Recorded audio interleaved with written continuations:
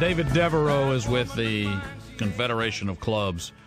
David, I'm going to cut you short on some of these answers because I got a bunch of things I want to ask you. So how many people were at the Twin Peaks in Waco? I obviously wasn't there that day, but from what's been reported, there were about 200 people there when the incident occurred. But there were a lot of people still on the way to the meeting. The meeting wasn't supposed to occur, from what I understand, until 1 o'clock. So there were probably at least that many people still on the way. The meeting I attended a couple of months ago had nearly 500 people in attendance. And the agenda is typically, you said there's an open mic. Is there some order of business at some point?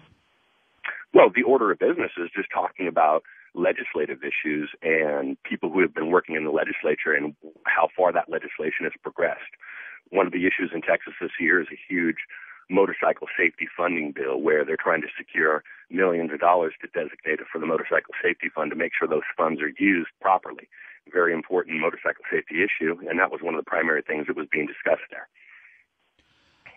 Police officers with the Waco Police Department, this is according to, I think this is the local Waco paper, it doesn't say actually, but they were apparently on standby, and they said they had received word about potential violence between rival gangs, and that's why there was such a heavy police presence.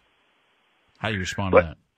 Well, the first way that I would respond to that is it's very, very common because of the overly broad stereotype that is applied to motorcycle clubs and motorcyclists generally, that there's police presence at a lot of motorcycle club gatherings all over the country. And I think that you would find it's more common than not common. One of the things that we did in 2011 in Washington State, where I lived, is we passed the first bill to address the issue of motorcycle profiling in America.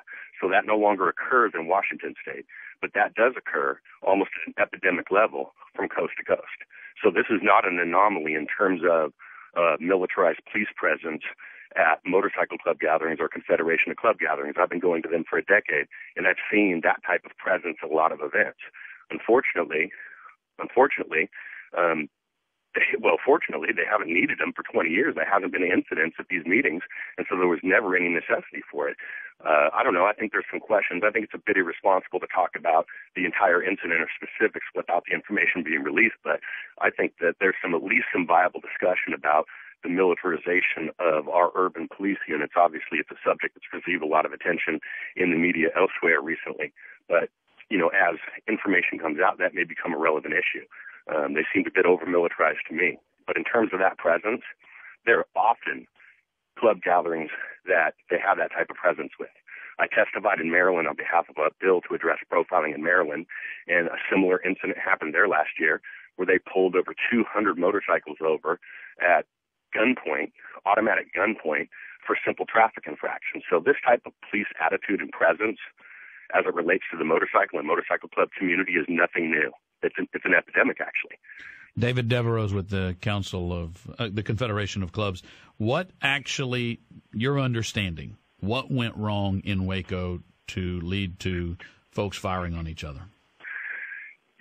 I do not have, unfortunately, the golden ticket any more than anybody else does, because I was not there and because they're not releasing critical pieces of evidence. Now, I think that critical pieces of evidence that they could release that would lay a lot of questions to rest would be a combination of the ballistics report and the video that they've alluded to seeing that covers the incident in the parking lot. I think that's basically what people are going to have to see before they put their minds to rest about exactly what happened, because only then will we know how whatever conflict occurred, how it occurred, and how it started. I mean, right now we're all basing our opinions on pure conjecture and on information that's constantly changing. So until those pieces of evidence are released, I don't think anybody can knowledgeably speak about exactly what happened there. But again, what we do know is 174 individuals were obviously not involved in it. That's an absurd statement. And that is something that needs to be addressed now. These people are sitting in jail for doing nothing other than being in the wrong place at the wrong time, being violated their due process rights based on the convenience that they were potential witnesses to a crime. You don't lock potential witnesses to a crime up and post $1 million bail.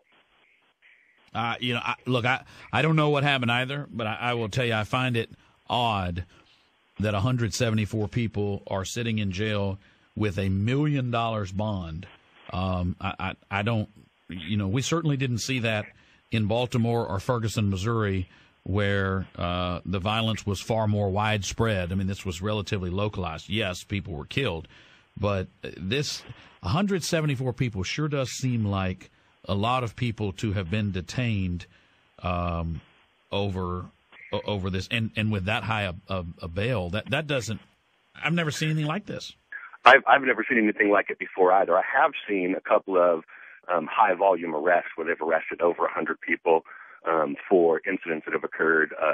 However, I've never heard of that many people being arrested and having $1 million bail placed on them. Normally, my understanding is that bail is put in place to assure that the individual shows up to trial and doesn't flee.